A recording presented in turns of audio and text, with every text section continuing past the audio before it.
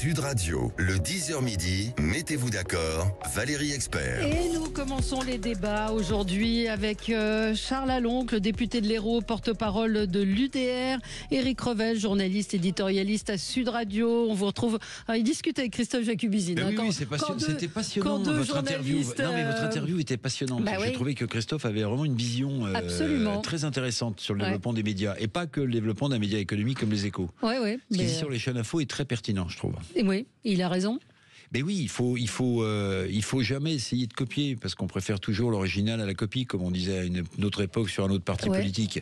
Et je trouve, alors moi non plus, j'ai pas de conseils à donner, bien que d'autres temps j'ai dirigé des chaînes d'info, mais je trouve que BFM devrait faire du hard news, pas essayer de copier le ton ou le CNews, voilà.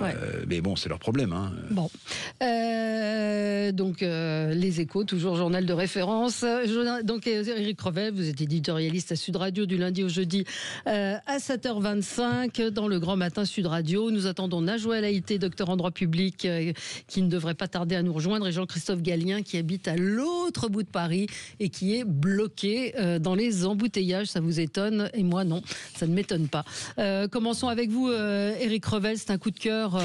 Oui, je voudrais parler de Jean-Louis Debré. On l'a un peu évoqué hier, mais j'imagine, mais je voudrais parler de Jean-Louis Debré parce que j'ai assez bien connu Jean-Louis Debré. Alors il y avait le personnage public, il y avait le ministre de l'Intérieur, le président du Conseil constitutionnel, de l'Assemblée, tout ça, bon, le Chiracien convaincu, mais surtout il avait une personnalité absolument incroyable, Jean-Louis Debré. C'est toujours ce qui m'a frappé, c'est-à-dire qu'il avait un humour, une façon de traiter les problèmes en vous montrant en creux qu'il était dupe de rien, et notamment, je pense, sur la politique, qui m'a toujours stupéfait. C'est-à-dire que c'était vraiment un esprit libre, Jean-Louis Debré. Il était toujours là où on ne l'attendait pas, y compris sur des prises de position politiques. Et puis quand il s'est lancé, il a écrit quelques romans des polars, mais quand il s'est lancé aussi dans le théâtre, j'en avais discuté avec lui. C'est vrai, il était monté sur scène. Oui, il était monté à l'Assemblée nationale notamment. Oui, et j'avais trouvé cette reconversion absolument hallucinante, mais qui collait bien au personnage. Et j'aurais souligné une chose, parce que je l'ai lu ce matin, le très bel hommage de Bruno Le Maire sur Jean-Louis Debré. Pourquoi je vous parle de ça ? Parce qu'en fait, dans la circonscription que détenait Jean-Louis Debré dans l'Eure, en fait, c'est Bruno Le Maire qui lui a succédé. Et il fait, si vous l'avez lu, il fait une oraison funèbre pleine d'émotions. Et je voulais souligner ça parce que parfois, Bruno Le Maire, on le pense un peu froid, un peu distant, etc. Et là, il fait quelque chose de très humain sur la personnalité de Jean-Louis Debré, l'homme politique, mais aussi cet esprit libre. Voilà. Et donc, je voulais avoir une pensée pour Jean-Louis Debré, pour Guillaume aussi. Guillaume Debré, qui dirige LCI maintenant, qui a été... Et puis aussi avoir une pensée pour Bernard et François, ces deux autres frères qu'il avait perdus quelques années plus tôt. Voilà, c'est une grande famille.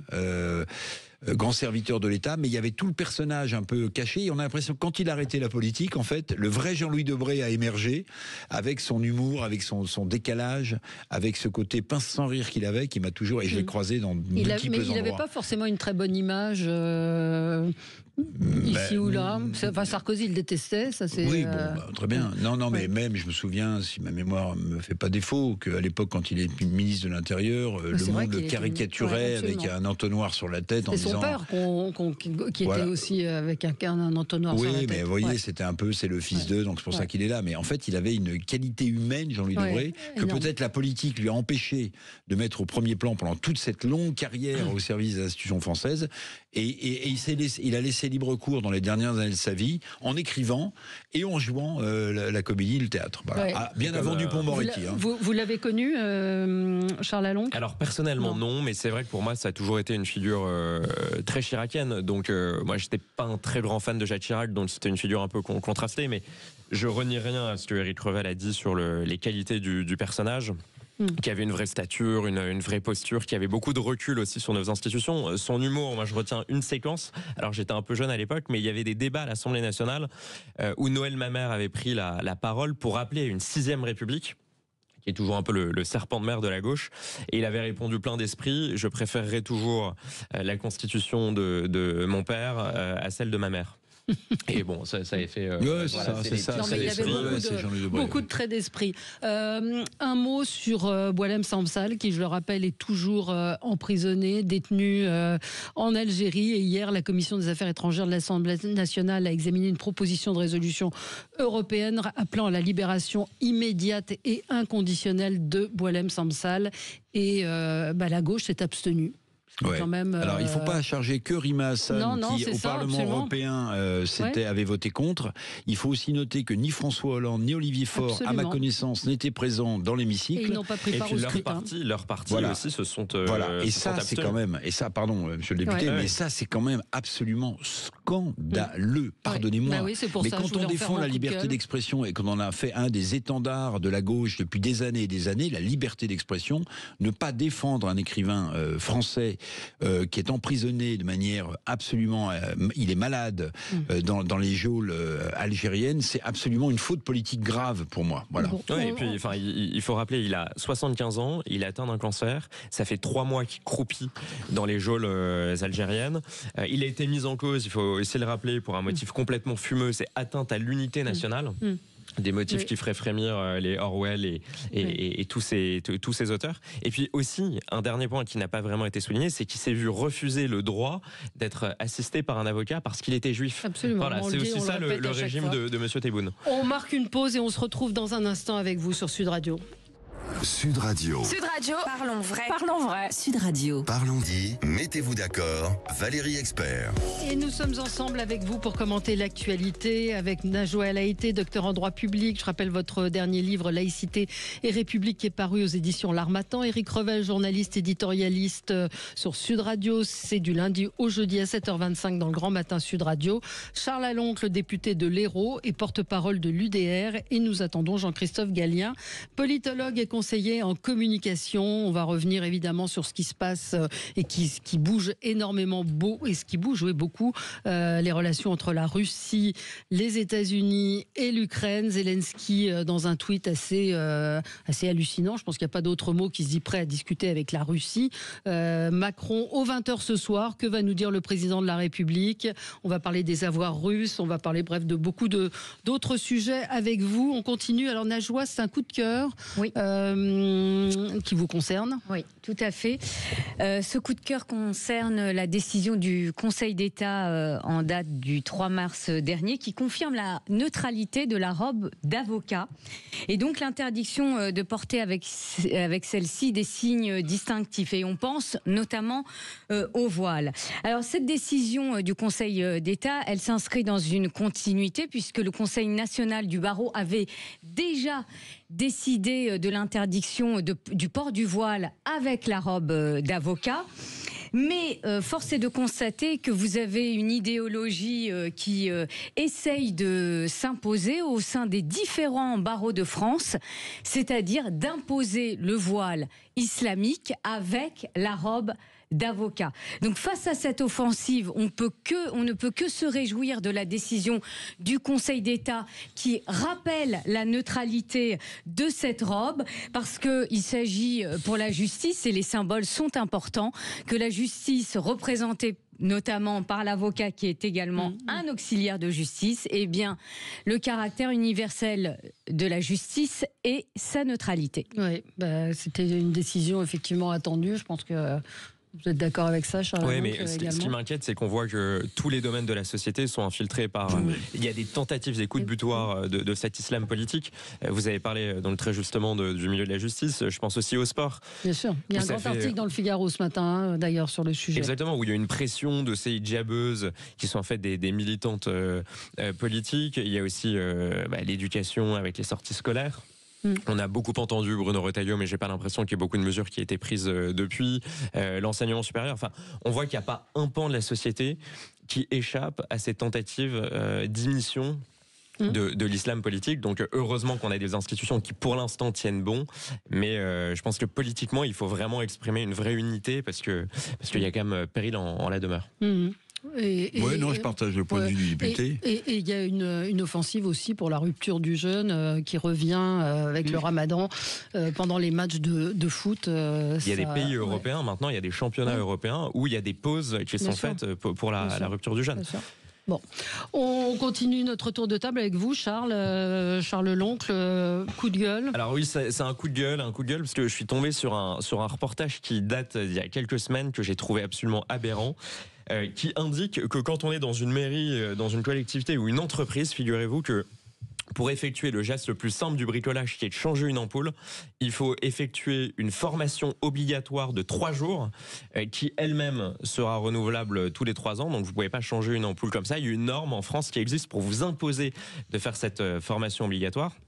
Alors c'est pas fini, tenez-vous bien, parce que en fait cette formation est obligatoire et elle est renouvelable tous les 3 ans. Si le diamètre du culot de l'ampoule mesure 15 mm, en revanche s'il mesure 10 mm, vous pouvez être exonéré de cette formation. Donc il faut être un peu spécialiste. Ouais. Et après on continue un peu dans le délire. Si pour visser l'ampoule vous montez sur un escabeau qui fait 3 marches ou plus, là vous devez appeler un collègue qui doit être avec vous pour vérifier votre posture réglementaire et vous accompagner dans l'accomplissement de ce geste. Donc voilà, ça c'est la France, c'est une norme de ces 400 000 normes qui accablent notre pays. Ces 400 000 normes en France, c'est l'équivalent chaque année d'à peu près 100 milliards d'euros de gâchis.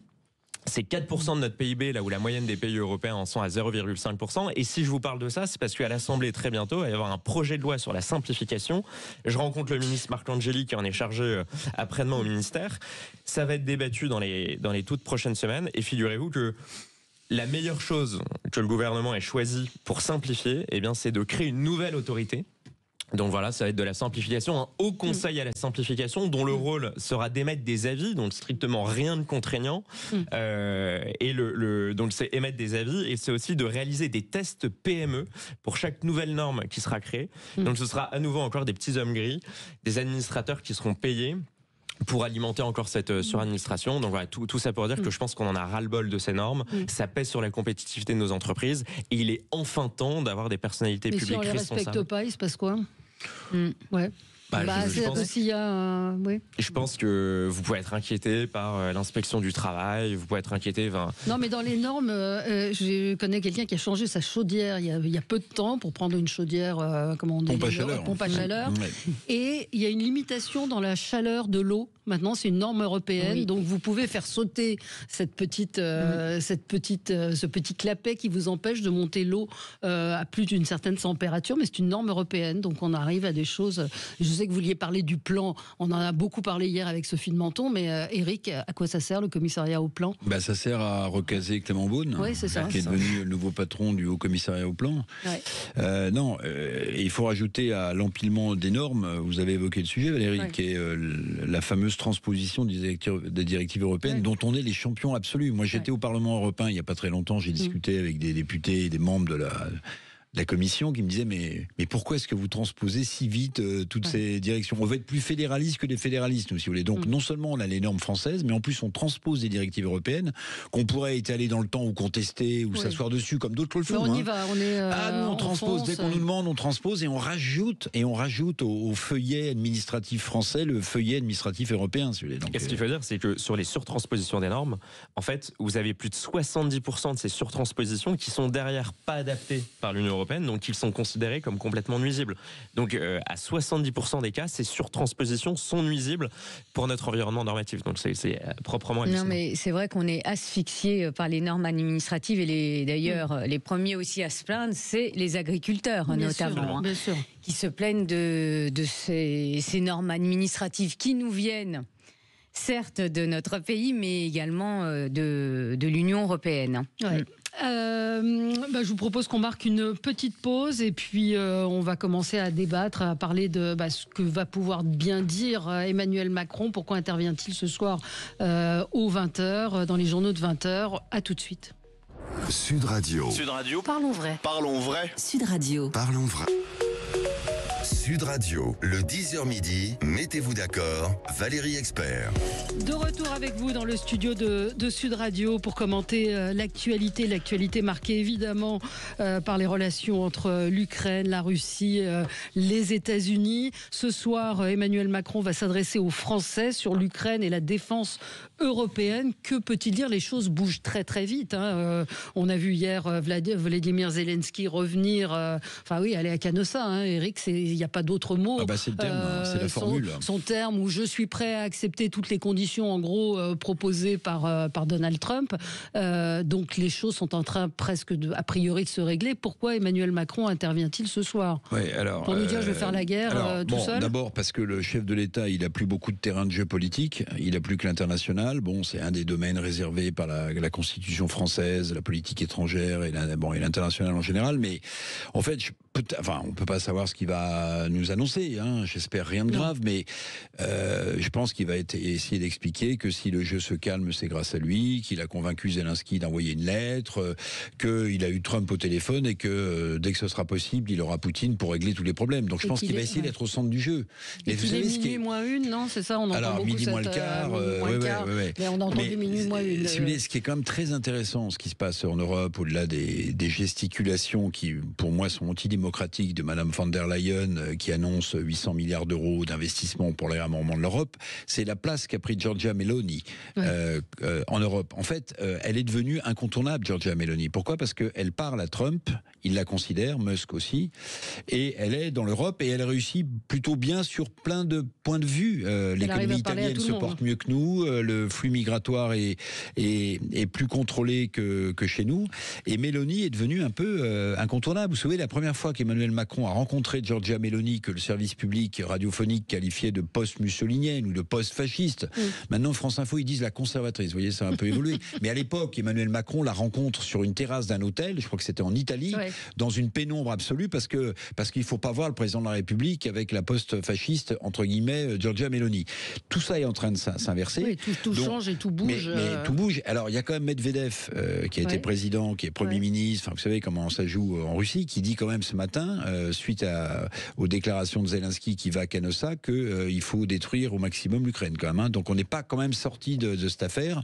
Est-ce que l'Europe est en capacité d'avoir une industrie de la défense, une armée? Je rappelais hier sur un autre média que j'ai vérifié la date, que la première fois, et on était jeunes, et beau. 1984, François Mitterrand, défilé du 14 juillet en présence d'Helmut Kohl, l'Eurocorps, qui était soi-disant le symbole, le début, l'embryon d'une défense européenne, avait défilé sur les Champs-Élysées, un corps franco-allemand qui devait être l'embryon de la défense européenne. Depuis 1984, en réalité, il ne s'est rien passé. Mais parce qu'en réalité, les États européens n'ont pas d'amis, ils n'ont que des intérêts, comme disait De Gaulle. Donc est-ce que nous, on a envie de dilapider notre bouton nucléaire au profit d'une Europe plus large? Ça me paraît absolument impossible. Le chef de l'État ne doit pas aller dans cette direction. Mais il faut rappeler la posture quand même d'Emmanuel Macron. Emmanuel Macron l'a aussi découvert à l'époque où il était membre de la fameuse commission Attali entre 2007 et 2010.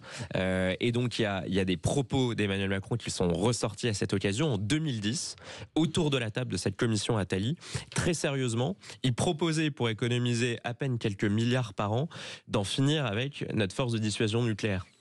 Et essentiellement sous-marine. Et il a complètement assumé cette position devant Attali et devant un certain nombre de témoins qui étaient pantois devant une telle décision. Donc moi, ce qui me fait peur dans ces déclarations d'Emmanuel Macron, parce qu'aujourd'hui, on le voit, il n'a plus aucun pouvoir.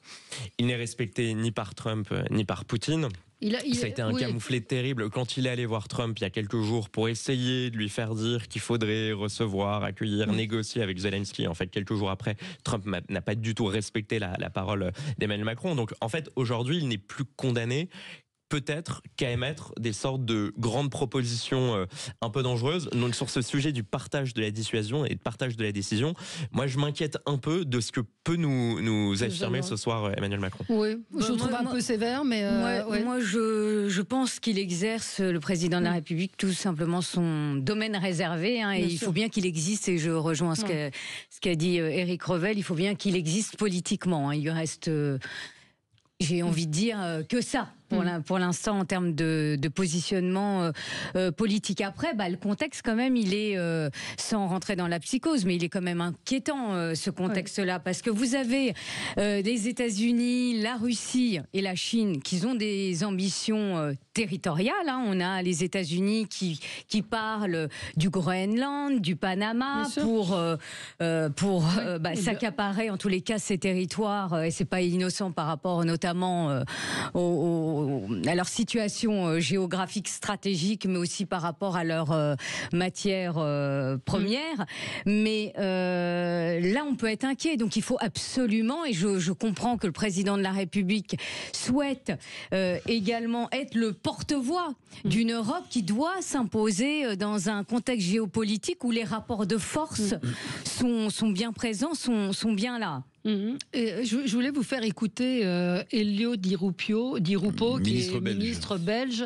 Alors la séquence était un peu longue, mais je vous encourage vraiment à aller l'écouter, où il faisait le parallèle avec ce qui s'est passé en 1939. Écoutez. Si on le laisse faire, tous les autres autocrates, la Chine ira à Taïwan, nous aurons des conflits partout. Mais je crains alors vraiment un embrasement beaucoup plus généralisé. Dès lors, je pense qu'il faut avoir une fermeté vraiment déterminée. Non, nous ne sommes pas d'accord avec l'attitude de Trump. Non, la Russie ne peut pas gagner. Oui, on doit soutenir les Ukrainiens, non seulement pour les Ukrainiens, mais pour nous, pour les Européens. Voilà. Et cette phrase, vous avez eu le déshonneur et la guerre. Alors je ne sais pas si on peut faire un parallèle historique. Mais, non, mais je voulais vous justement. Non, mais attendez, ce qui me semble quand même important de dire, pour moi, il n'y a pas de doute, la Russie de Poutine a envahi l'Ukraine. C'est pas un sujet. Je ne discute pas le sujet, mais. Si vous voulez expliquer quand même, pour construire une Europe fédérale de va-t-en-guerre, que si on laisse faire Poutine, demain il est en Pologne, alors son armée a tellement de difficultés à progresser en Ukraine, je veux bien qu'on m'explique que les chars russes sont à Paris, si vous voulez, mais... Non, mais ce qu'il dit là, c'est si on cède là-dessus, c'est une porte ouverte pour les autocrates. Oui, alors, d'accord. Mais l'air de rien, moi, ce que je lis dans les déclarations tonitruantes de Donald Trump, tout de même, c'est que qu'est-ce que cherche à faire Donald Trump? Parce qu'on a bien vu que le Sud global, les BRICS, l'Inde, la Russie, la Chine, l'Afrique du Sud, sont en train de se fédérer. Ce qu'ils cherchent surtout, c'est à dissocier la Chine de la Russie. Parce qu'en fait, l'axe autour de l'invasion de l'Ukraine par les Russes, l'axe qui est le plus redoutable pour l'Occident, c'est celui d'un axe Chine-Russie. Or, en essayant de ramener l'autocrate Poutine dans le camp des Américains, il essaie de décoller la Russie de Poutine de la puissance chinoise, qui effectivement regarde de très près Taïwan, qui sera peut-être le prochain sujet. Mais je rappelle quand même, parce que c'est passé sous le tapis après les déclarations de Trump face à Zelensky, que Trump, quelques jours avant, avait rappelé son attachement à l'article 5 du traité de l'Alliance Atlantique de l'OTAN. C'est quoi l'article 5 ? Je le rappelle, c'est que tout pays membre de l'OTAN qui est agressé voit venir à son secours les autres pays membres de l'OTAN. Donc Trump a réaffirmé cet article 5. Oui. Donc on n'est quand même pas tout à fait dans la position où il va laisser tomber l'Europe, où il va laisser tomber l'OTAN. Je pense que Trump est plus un homme de commerce et de négociation qu'un homme politique. Et ce qu'il veut, alors ça peut paraître ultra choquant, c'est un retour sur investissement. En fait, il estime qu'il a dépensé beaucoup d'argent sous Biden et il veut mettre la main sur les minerais, etc. Il estime que les Chinois avaient racheté trop de ports du canal du Panama. Il a fait racheter par BlackRock, qui est le plus grand fonds d'investissement mondial, les concessions qui avaient été octroyées à des Hongkongais, donc à des Chinois, dans le canal du Panama. C'est cette logique-là qu'il faut lire au travers de Trump. Alors on aime, on n'aime pas. Il joue pas aux échecs. Il renverse l'échiquier. C'est pas la même chose.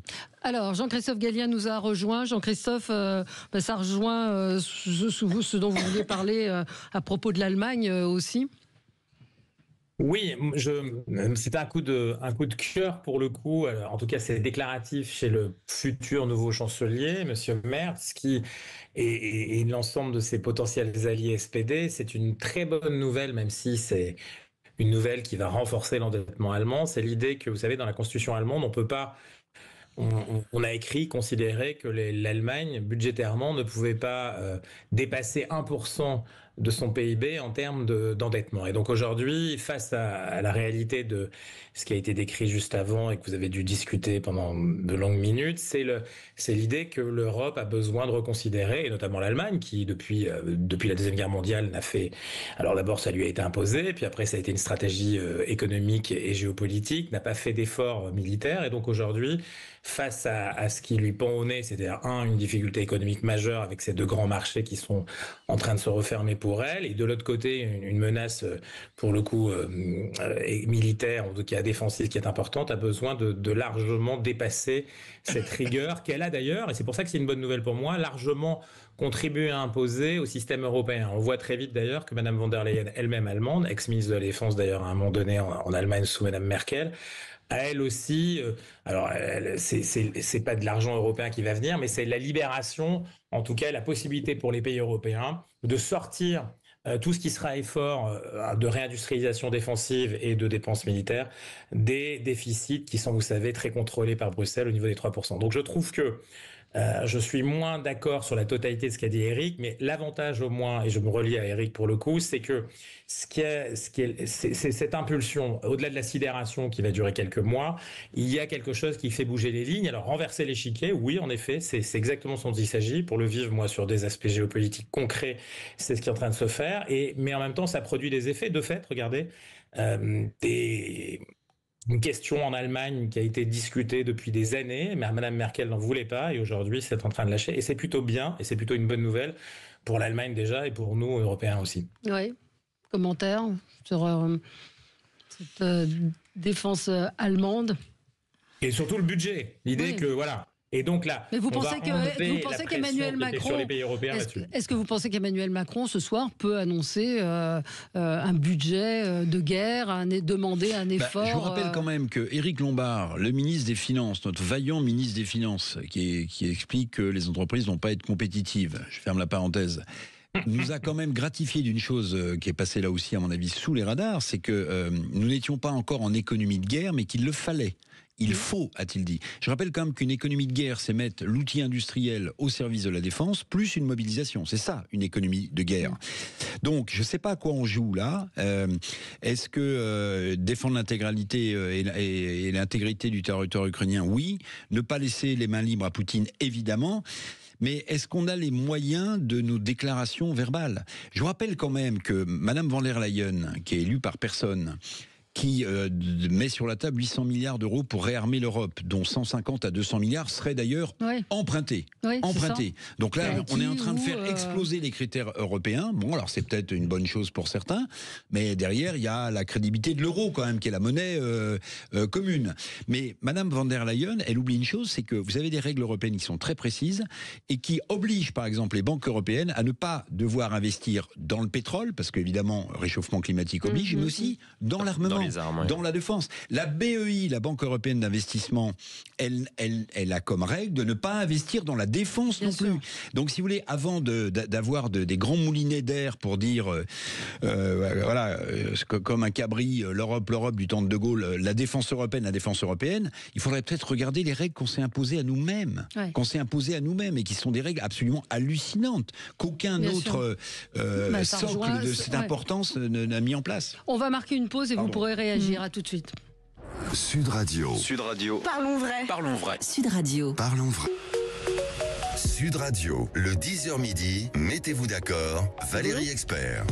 De retour avec vous sur Sud Radio, donc nous parlions des relations entre la France, l'Ukraine, la Russie. Emmanuel Macron, 20h ce soir, vous vouliez ajouter quelque chose, Charles Long? Très rapidement, on voit quand même qu'Emmanuel Macron, sa planche de salut, ça reste les sujets internationaux, ça reste la guerre. Il adore se muer en chef de guerre, il adore endosser ce costume-là. En même temps, c'est son rôle. Non, mais ça fait partie de ses attributions. Donc, ça fait totalement partie de ses attributions. Mais les Français sont très inquiets. Quand vous discutez avec les gens, ils sont quand même inquiets sur ce qui peut se produire, sur ce qui peut arriver. Il y a une forme d'inquiétude. Donc, est-ce que c'est pas normal qu'il intervienne? Alors c'est normal qu'il intervienne, même si on est habitué avec lui à des discours interminables où généralement les annonces se font attendre. Emmanuel Macron, c'est quand même celui qui a fait le discours de vœux le plus long de l'histoire de la Ve République. J'ai l'impression qu'à chaque fois qu'il parle, on n'arrive pas à retenir la raison pour laquelle il a décidé de parler. Donc on verra ce qu'il annonce ce soir. Moi, j'ai quand même une petite inquiétude, c'est que dans ce contexte où il est plus démonétisé que jamais, j'ai peur qu'il fasse un calcul politique de vouloir se saisir en chef de guerre un peu européen de ce sujet-là. qui nous embarque dans des choix peu stratégiques pour la France, nos intérêts économiques et nos intérêts souverains. Et quelle que soit la décision qu'il prendra, que ce soit un grand endettement qui risque de nous plomber encore pour des années et des années, une demande complètement irréaliste de mettre à 5% du PIB, par exemple, l'économie de la défense, les dépenses publiques pour l'armée, ou qu'il fasse des annonces encore plus brutales sur une quasi-co-belligérance française. Moi, je vous avoue qu'à quelques heures d'une déclaration de Macron qui est plus démonétisée que jamais et qui rêve d'être un peu l'interlocuteur privilégié de Trump et Poutine, j'ai quelques petites craintes. Oui. Pardon. Jean-Christophe Gallien.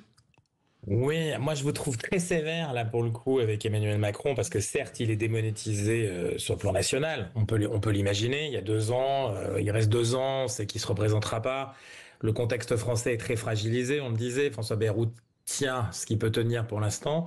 Maintenant il faut revenir à des points de réalité, c'est-à-dire que aujourd'hui, l'armée française qui est pas si mécontente de la relation qu'elle a aujourd'hui, en ce moment avec Emmanuel Macron, en tout cas, elle peut tenir dans un conflit dit de haute intensité, ce qui est à l'œuvre en ce moment, par exemple en Ukraine, 72 heures. Donc et je pourrais détailler les réserves de munitions, ainsi de suite, la capacité de produire et de déplacer les troupes et ainsi de suite. Ça veut dire qu'aujourd'hui, on est dans l'incapacité. Si on n'a pas de dissuasion nucléaire, et heureusement que le général de Gaulle et qu'on a continué à le faire et bien le faire, c'est-à-dire que notre patrimoine et notre dynamique nucléaire est très bien organisée, notamment avec des sous-marins qui aujourd'hui ont une génération qui quasiment les rend indétectables. C'est quelque chose de très concret. Maintenant, sur le terrain des opérations, c'est compliqué. Donc, oui, il va devoir annoncer quelque chose. Oui, c'est pas grave que cette fois-ci, il puisse enfin dire oui, c'est quelque chose d'important, alors que, rappelez-vous, et là je suis d'accord avec ce qui a été dit précédemment, il s'est mué en chef de guerre face au Covid, il s'est mué en chef de guerre par d'autres moments,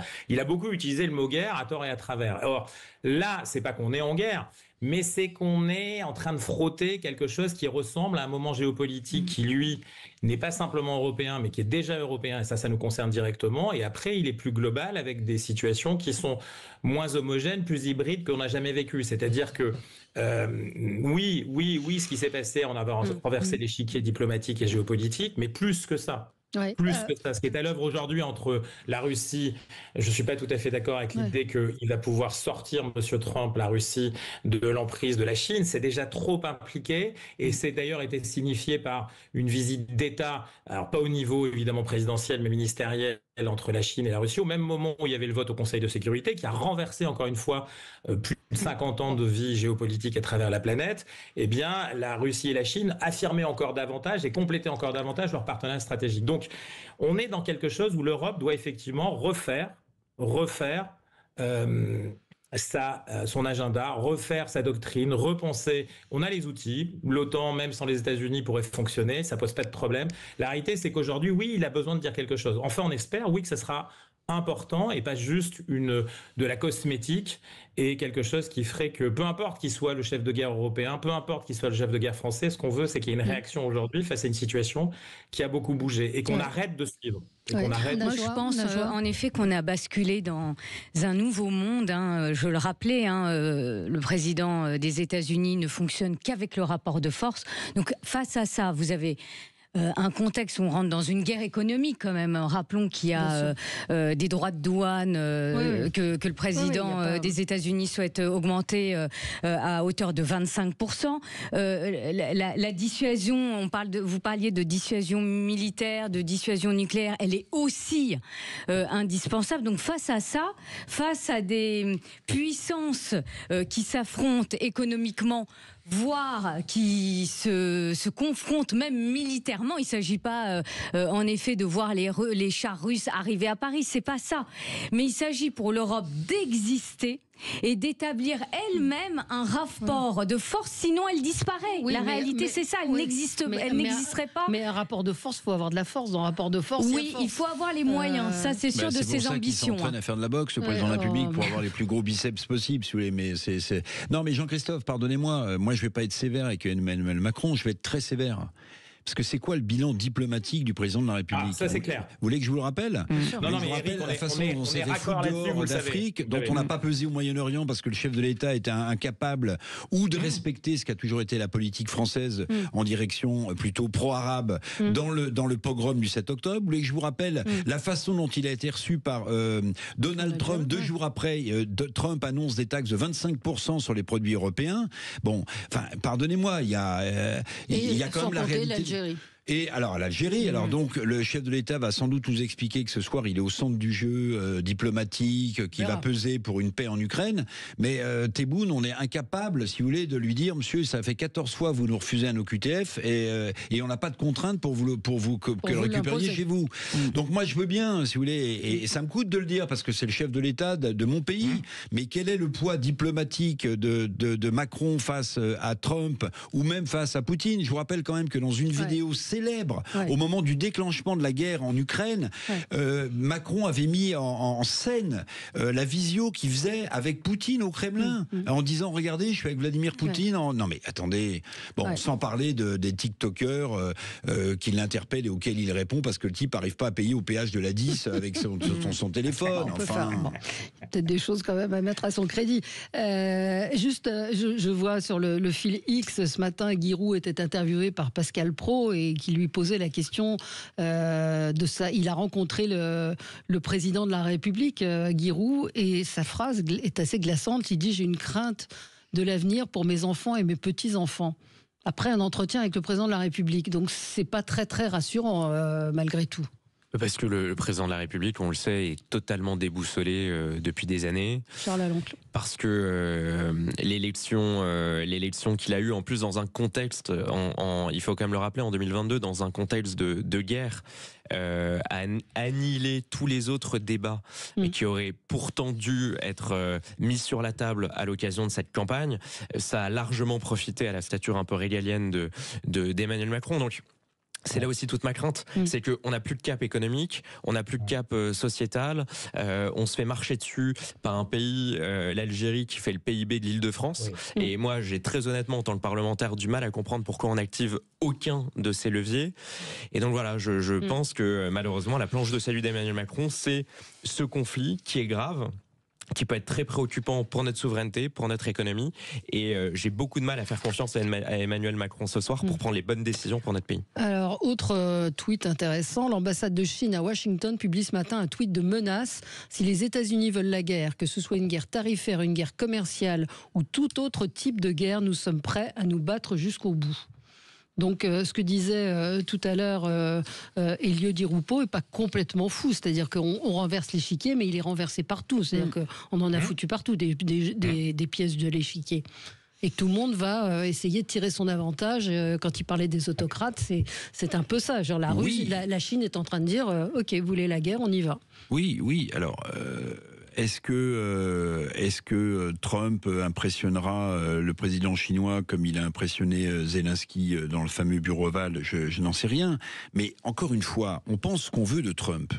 Mais il s'est fait élire sur un truc très simple. America first. D'accord? Donc les intérêts de l'Amérique et des Américains, tels qu'il les voit lui, avant tout le reste. Bon, pardonnez-moi, il est en train de mettre en application le programme sur lequel il a été élu. C'est rare pour des politiques français, vous voyez, c'est rare, mais lui, en fait, il a été réélu, il a été élu pour la deuxième fois triomphalement. Je rappelle quand même, vote populaire, swing states, une partie des immigrés américains qui ont voté pour lui, il a gagné je sais combien d'États, il a eu un différentiel de représentants pour l'élection absolument hallucinant, et on lui reproche, alors certains le traitent de fou, on lui reproche d'appliquer son programme. Écoutez, on verra ce qui se passera au midterm dans 2 ans.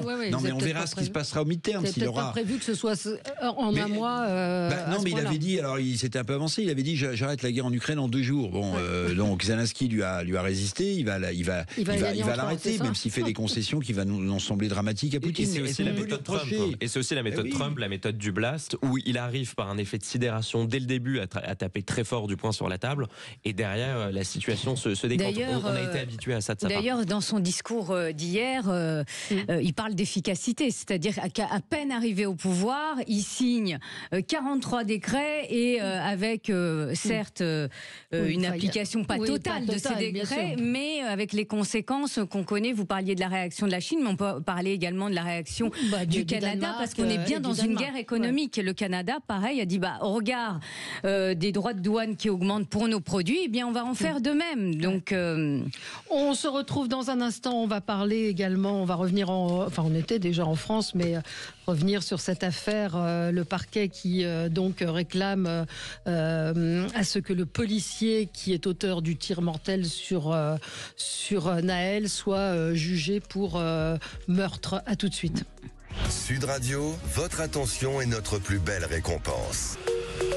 Sud Radio, le 10h midi, mettez-vous d'accord, Valérie Expert. Alors, je voulais qu'on revienne sur cette annonce qui a été faite hier. Le parquet de Nanterre a requis donc un procès pour meurtre contre le policier ayant tiré sur Nahel, adolescent, jeune homme de 17 ans dont la mort en 2023 avait provoqué un certain nombre de violences. Le parquet donc a décidé du renvoi de ce policier. Évidemment, les syndicats de police sont montés au créneau et se sont indignés. Ce matin, le préfet des Hauts-de-Seine a rassemblé les différents syndicats pour leur dire: je suis venu pour vous dire que vos chefs vous aiment et qu'avec Laurent Nunez, sous l'autorité de Bruno Retailleau, nous sommes à vos côtés.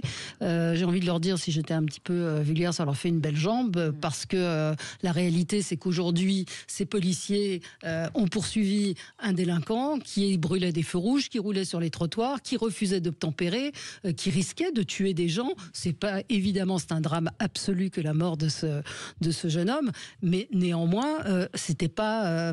Il y a eu une course-poursuite, et ça, Najwa, vous êtes avocate, ce procès pour meurtre signifie que la légitime défense a été exclue et que il y a bien intention de donner la mort. C'est ce que ça veut dire. Tout à fait, parce que moi je n'ai pas le dossier, mais au regard des réquisitions du procureur de la République qui estime que le policier auteur du tir sur Nahel avait une intention de tuer, puisque, comme vous le savez, l'utilisation d'une arme par un policier doit être proportionnée. Et en effet, la légitime défense explique l'utilisation de cette arme. Donc, au regard des éléments dont je dispose, parce que je rappelle que je ne suis pas l'avocate dans ce dossier-là, c'est toujours compliqué, mais on peut comprendre vraisemblablement, au regard de la reconstitution, parce qu'il y a une reconstitution qui a été organisée avec la partie civile, avec l'auteur du tir, la justice a estimé, notamment le procureur de la République, a estimé que cette volonté de tuer était bien là. Alors par contre, il y a un non-lieu concernant l'autre policier qui était initialement poursuivi pour complicité d'homicide volontaire. Donc là, sur ce volet-là, le parquet a décidé de ce non-lieu concernant l'autre policier. Mais voilà, la décision, elle se fait sur un dossier, sur une reconstitution. C'est pas... c'est construit, c'est solide. C'est pas de l'opinion. Non, c'est pas une opinion, loin de là. Mais derrière, ça envoie un signal extrêmement dangereux. Moi, je pense à tous ces policiers, il faut quand même rappeler les chiffres. Ils sont victimes chaque jour de plus de 70 refus d'obtempérer par jour. 70. C'est un toutes les 20 minutes, je crois. Il y a des images terribles. On se souvient il y a quelques semaines d'un policier qui avait été percuté à pleine vitesse par quelqu'un qui lui fonçait délibérément dessus. En fait, ce qui est très dangereux derrière cette décision, c'est que ça va encore plus vulnérabiliser, ou en tout cas inhiber nos forces de l'ordre, qui en viennent même à se poser la question, quand elles font face à quelqu'un d'armé, de sortir aussi leur arme. Il y a une vidéo qui avait un peu choqué l'opinion publique, mais qui en dit long sur l'état d'inhibition dont sont frappés les policiers. C'était un homme qui était sorti avec un sabre de 2 mètres de long de son garage.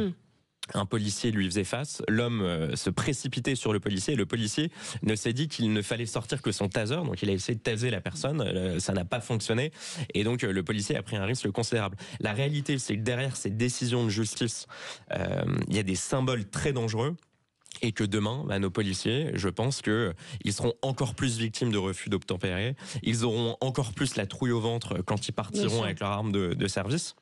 Et donc voilà, donc je pense qu'il faut prendre tout ça avec beaucoup de précautions. C'est évident que la personne, l'autre policier qui l'accompagnait, n'est en rien complice d'un éventuel meurtre. Mais ça m'interroge aussi sur cette justice qui est quand même plus que politisée. Oui, Jean-Christophe.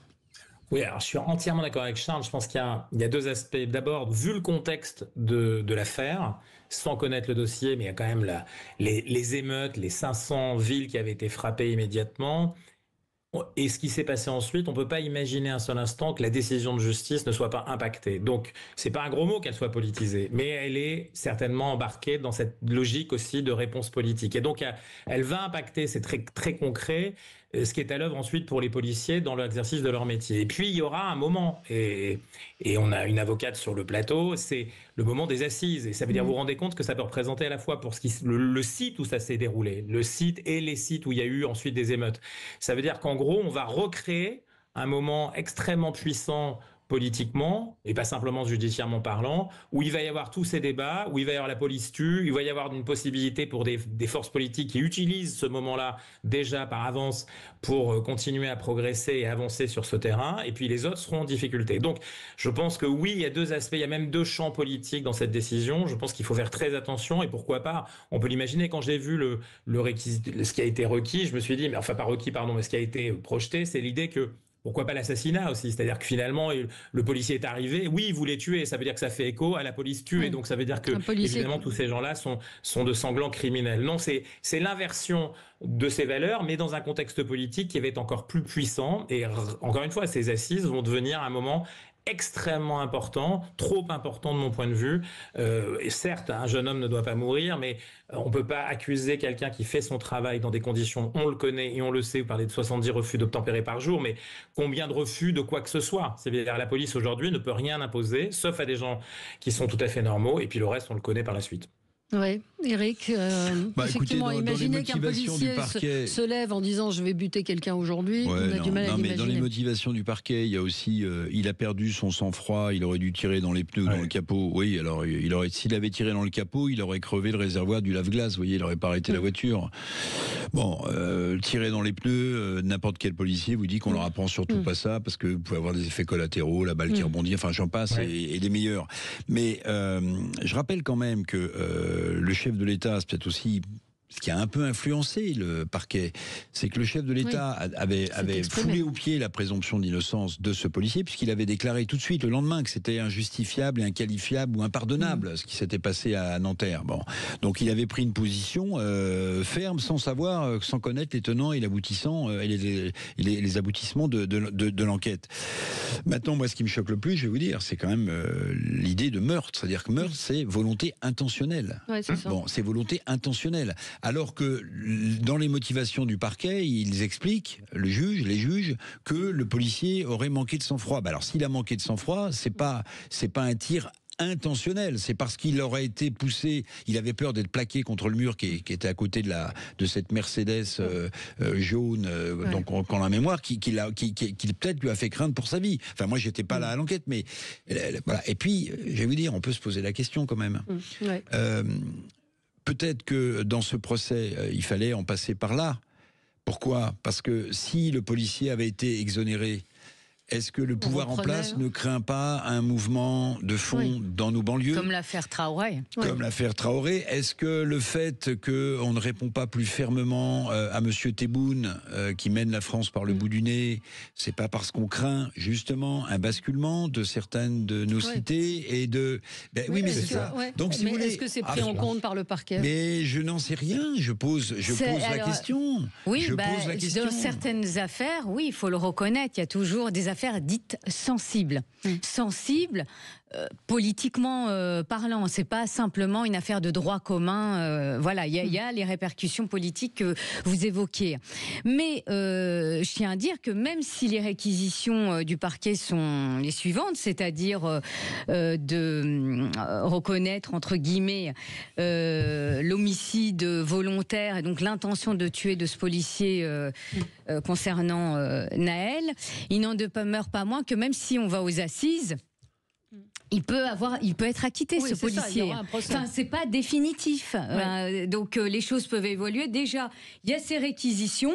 Le juge d'instruction va voir sa position. Est-ce qu'il suit les réquisitions du parquet? On le verra. Moi, je pense qu'il va les suivre. Et puis, il y aura un second temps, le temps du procès, pour argumenter et voilà, la position du parquet n'est pas, on va dire, c'est pas une c'est décision pas une décision. définitive. N'empêche que ça oriente.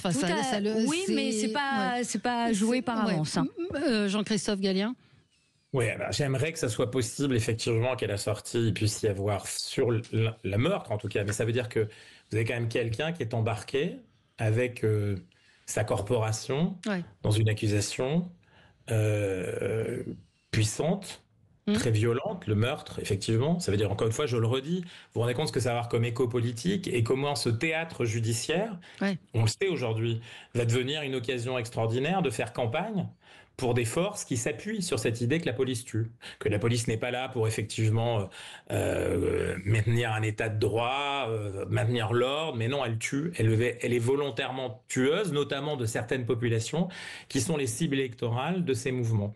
Alors oui, peut-être faire attention, éviter qu'on ait des émeutes à nouveau.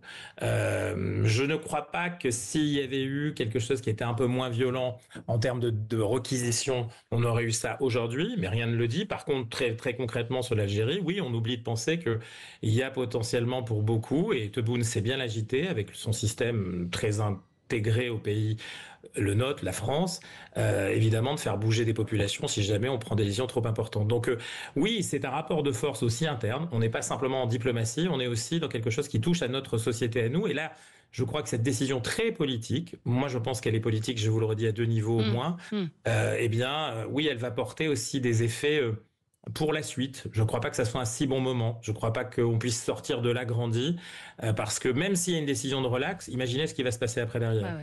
Merci à tous les 4. Merci à vous. Très bonne journée sur Sud Radio. À demain. Sud Radio. Parlons vrai. Parlons vrai. Sud Radio. Parlons vrai. Sud Radio. Parlons vrai.